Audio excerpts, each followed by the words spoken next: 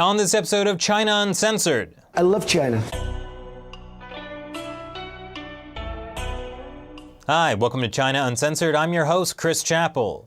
Presidential hopeful Donald Trump has a special relationship with China. I love the Chinese people. And they love him back. People from China, they love me. What do the Chinese most want? One of the 10 things. Anything Trump. Sort of like how when I was in middle school, I loved Connie Cody. And she loved me back. I mean, she called me Chad once, which is pretty close to Chris. This is what happened last fall when a CBS reporter in Beijing asked for people's opinions on Trump. Jeb Bush? No, this is not Jeb Bush. While it's too late for me and Connie, Trump got a second chance with China. Here's CBS again earlier this week. Do you know this man? Trump. It's Trump. A little bit crazy. I guess they know who he is now. And let's just say, much like in the US, opinions of him in China vary. Some admire Trump's outspokenness and persona. Wait, Trump isn't polarizing? I thought that's why everyone spends so much time talking about him, including me apparently. Anyway, there are also some negative Nellies out there. In a country that doesn't have national elections, many Chinese are paying close attention to the US presidential race. And according to courts, some prefer Trump to Hillary Clinton because they believe Clinton would be tougher on China. After all, Trump did say this about the Tiananmen Square massacre. That is a strong, powerful government that put it down with strength, and they kept down the riot. Wait, riot? Is that what we're calling a gathering of unarmed protesters now? Wow. I guess I narrowly escaped death in Hong Kong.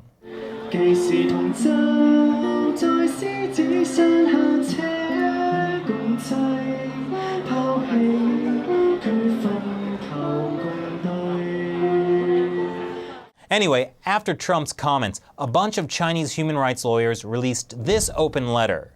They criticized Trump for his envy of the brutal regime that caused such a horrific massacre. What do Chinese state-run media say about Trump? Earlier this month, several media published this slideshow called "The Erratic Trump is Actually a Winner in Life," which started off by calling Trump a foo or die. That's slang for second-generation rich, the offspring of Communist Party leaders and other wealthy elite who are pretty hated in China. As Bloomberg puts it, foo or die are seen as more tasteless versions of Paris Hilton. That's a low blow. But not the worst. Who else is criticizing Trump without the slightest hint of irony? Why, it's my favorite state-run media, Global Times. Yes, Chinese media is calling Donald Trump a racist and extremist, big-mouthed, and anti-traditional. Wait, the CCP, the ones who did this, are using anti-traditional as a slur? But anyway, don't get me wrong. The Communist Party doesn't actually hate Donald Trump. They love Trump. In the same very specific way Trump loves China. I love China. China is ripping us on trade. They're devaluing their currency, and they're killing our companies. Trump loves China because China is the perfect boogeyman in US election politics. Likewise, for Chinese media, Trump is the perfect way to attack the evil American boogeyman, democracy. For years, the Communist Party has taken the line that Chinese people simply aren't ready for democracy, which is why they should be under an authoritarian rule instead. And now, the Communist Party is using Trump to make their point. They highlight fistfights at Trump rallies as proof that democracy is chaotic, messy, and sometimes even violent. And that's ungood, which is why you need the strong hand of Big Brother to choose the leaders of your loving government for you. And as the Global Times points out, Mussolini and Hitler came to power through elections, which is a good example of how Chinese media twist facts because Hitler was never actually elected. But anyway, Nazis are bad and the Communist Party is good. So there. Plus, why bother with democracy when it doesn't even work? So really, all you Chinese democracy advocates out there just don't know what you're talking about. You should be in prison for stirring up trouble.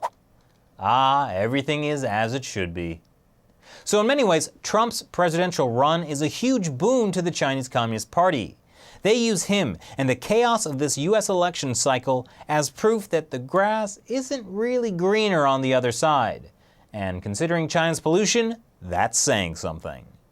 So now that you know what Chinese media and the Chinese people are saying about Trump, wouldn't you like to know what the rest of the world thinks too? Check out this video from our friends over at TestTube News. Russian President Vladimir Putin has said of the candidate that he is, quote, a brilliant and talented person, and that he's the absolute leader in the presidential race. So what do you think of China's take on Trump's presidential run? I look forward to reading your thoughtful, completely civil discourse below. Once again, I'm Chris Chappell. See you next time. Chinese leaders are acknowledging that things are getting worse. But don't worry, they have a plan. Men in China also care about International Women's Day.